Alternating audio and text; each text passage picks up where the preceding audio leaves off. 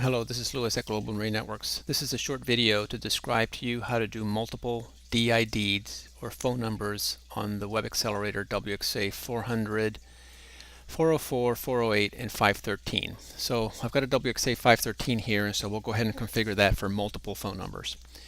First thing you need to do is you need to contact us and let us know that you want to have more than one phone number. Additional fees apply. For US, each additional phone number is $15.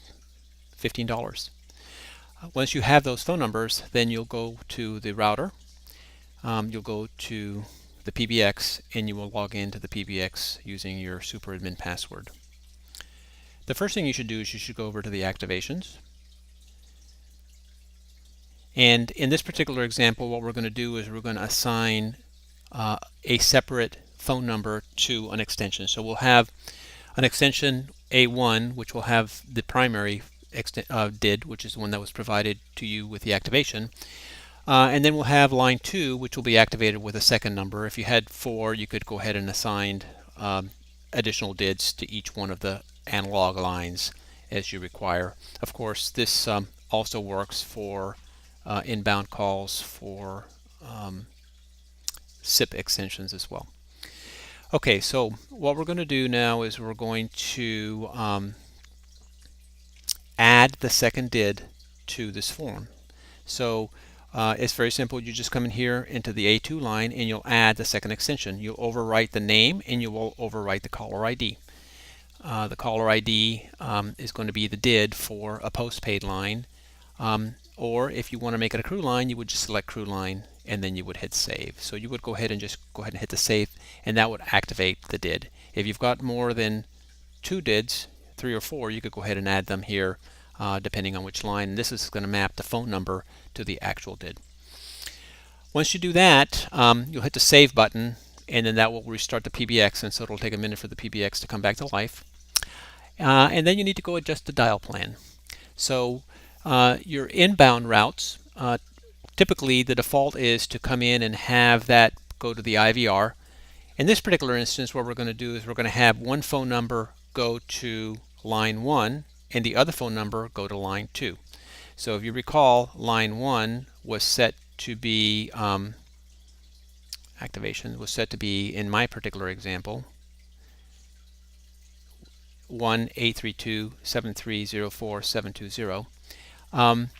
You need to know that internally that is really known as extension 9001, and the second line is known as extension 9002. So when calls come into the PBX, they will be identified for this DID as 9001, and they'll be identified as a second, third, and fourth DID as 9002, 9003, and so forth. So getting back to our dial plan, so we go to our dial plans, we go to our inbound routes.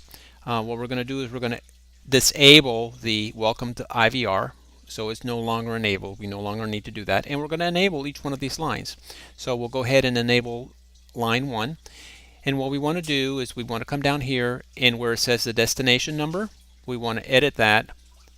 And we want to make that 9001 for the first analog line, and save that. By default, you'll see some stars here, but we'll do that. And so you just basically edit this here, come down, and just put in 9001 between the parentheses for that particular line, and then you would hit save. For the second line, which is going to be line 2, by the way, make sure that it's enabled. On line 2, you would edit that, and you would make that 9002. If you had more lines, then you'll make that 9003, 9004, 9005.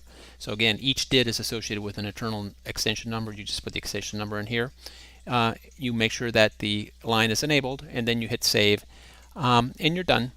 At that point, any inbound calls on that first DID number will be routed to the A1 line, and any numbers bound to the other line will be bound to A2, A3, and A4. In this particular example, we only have 2 DIDs, so line 3 and line 4 are disabled, and so we'll only have 2 lines ring depending on which phone number is dialed. That's it. Once you've done that, you can go ahead and test your system, and you should be able to go.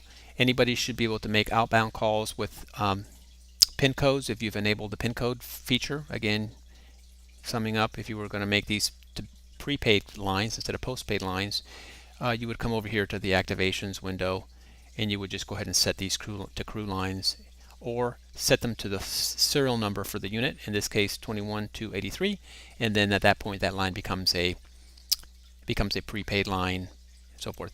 Now, although inbound calls are not allowed for A3 and A4, you can still use them for outbound calls. You can make them crew lines by going ahead and putting in the crew phone number. I mean the serial number for the unit, or going here and selecting crew line, hitting save, and at that point you'll be able to make calls. No inbound calls will be routed to these because we don't have them in the dial plan.